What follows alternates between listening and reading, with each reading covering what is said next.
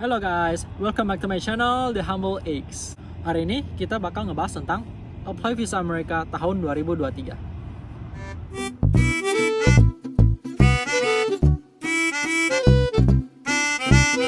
Halo, sebelumnya apa kabar teman-teman semua? So, hari ini gue lagi berada di Rosemead Community Park, yang dimana sekarang ini udah hampir mau masuk musim semi ya, tapi masih dingin banget di sini dan udaranya juga ya bikin orang tuh kedinginan di sini ya, walaupun ada sinar matahari juga ya guys.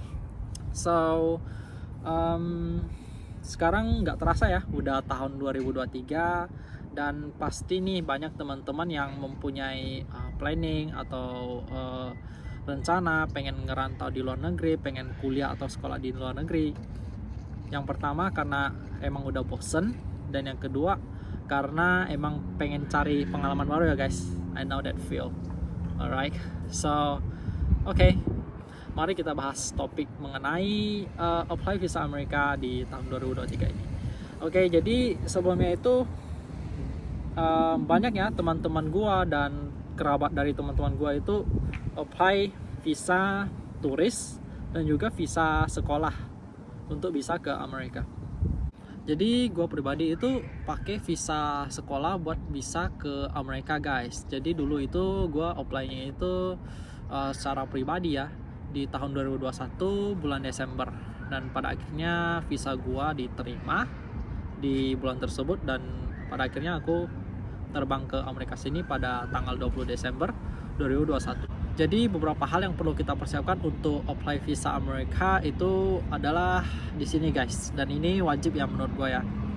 Yang pertama adalah KTP, karena KTP itu merupakan identitas kita, jadi itu pasti kita bawa kemanapun dan kapanpun. Yang kedua adalah akta lahir.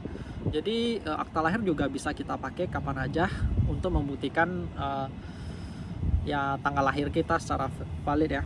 Yang ketiga adalah KK, yang merupakan kartu keluarga. Jadi di sini kartu keluarga juga perlu kita persiapkan. Contoh nih guys, misalnya kita orang tua kita ingin mensponsori atau membiayai sekolah serta pendidikan kita di Amerika, ya kita harus bisa kasih bukti dong kalau misalnya orang tua kita namanya siapa gitu, mau membiayai kita. Nah, itulah fungsinya KK guys. Terus selanjutnya adalah sertifikat bahasa Inggris. Alright, jadi di sini ada beberapa sekolah yang mewajibkan kita untuk tes bahasa Inggris dahulu, baru bisa apply sekolahnya. Oke, jadi di sini ada 3, IELTS, TOEFL, sama Duolingo. Jadi ini tergantung sekolahnya sendiri ya guys. Kita kita diwajibkan untuk pilih yang mana gitu. Pilih salah satu dari yang ketiganya, dan aku sendiri pilih Duolingo karena itu yang paling murah, yang paling simple, dan juga paling gak ribet deh guys. Dan berita bagusnya ya teman-teman, banyak sekolah yang nggak mewajibkan kita untuk tes bahasa Inggris, karena memang banyak juga sekolah-sekolah yang membukakan jurusan untuk orang belajar bahasa Inggris yang dari 0 sampai intermediate atau level yang tinggi ya gitu ya guys. Oke, jadi selanjutnya yang perlu kita persiapkan itu adalah transkrip nilai dan juga ijazah. Oke, jadi sepengalaman aku sendiri, transkrip nilai itu perlu kita translate ke bahasa Inggris dan juga dibawa ke notaris atau notaris itu untuk diberikan pengasahan. Oke, dan itu berlaku sama untuk ijazah kita juga. Jadi itu adalah langkah selanjutnya, dan setelah itu data orang tua kita bisa berupa KTP dan rekening bank orang tua kita. Itu untuk membuktikan bahwa mereka sponsorship kita, seperti itu ya guys. Oke. Jadi setelah itu semua kita udah persiapkan, saatnya adalah kita daftar ke sekolah tersebut, memasukkan beberapa data yang tadi kita sebut ya, yang diperlukan sama sekolah. Dan setelah itu kita isi application dari sekolahnya ketika sudah diterima di sekolahnya. Setelah itu kita isi data diri segala macam, dan setelah itu baru kita menuju ke ke I-20. Jadi I-20 itu merupakan salah satu dokumen yang paling penting guys. Itu merupakan istilahnya tuh dokumen kita sebagai pelajar yang ingin ke Amerika kayak gitu loh ya guys. Jadi kita mesti nunggu sampai I-20 kita yang asli itu dikirim dari Amerika ke Indonesia. Jadi ya waktu itu sih memakan waktu selama beberapa minggu ya gitu guys. Gue udah agak lupa, tetapi setelah kita udah pegang I-20 kita baru bisa pergi ke kedutaan besar Amerika di Jakarta untuk apply visa Amerika guys. Oke guys, jadi sebelum kita maju untuk interview visa, kita mesti isi dulu dokumen DS-160.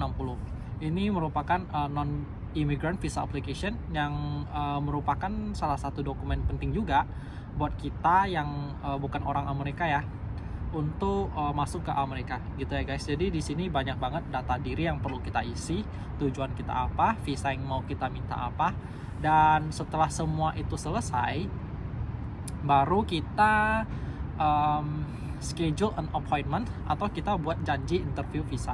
Jadi untuk itu kita mesti bayar beberapa fee ya.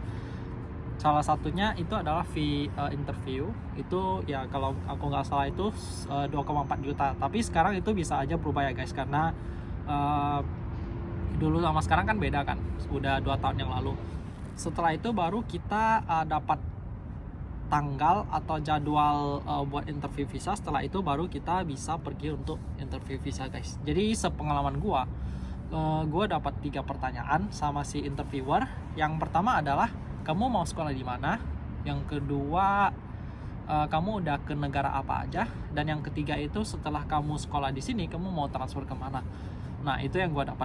Dan pengalaman ini bisa beda-beda ya guys. Maksudku itu pertanyaannya bisa beda-beda guys, karena banyak teman-teman juga yang ditanya kayak pekerjaan orang tua, kamu bawa uang berapa, sebelumnya sekolah di mana, jurusan yang kamu ambil itu apa, kayak gitu-gitu ya guys. Jadi setiap orang bakal beda-beda pertanyaannya. Oke guys, sampai di sini udah punya gambaran ya gimana kalau misalnya kita apply visa Amerika itu kita sendiri gitu ya guys, tanpa menggunakan jasa tertentu ya. Jadi itu lumayan complicated dan ribet banget guys, dan juga mesti benar-benar pakai kesabaran. Oke ya guys, jadi buat teman-teman yang nggak mau pusing, banyak nih teman-teman gua yang pakai jasa agent. Jadi setahu aku jasa agent itu sekitar 70 sampai 80 juta gitu ya guys. Bisa lebih bisa kurang juga, itu tergantung.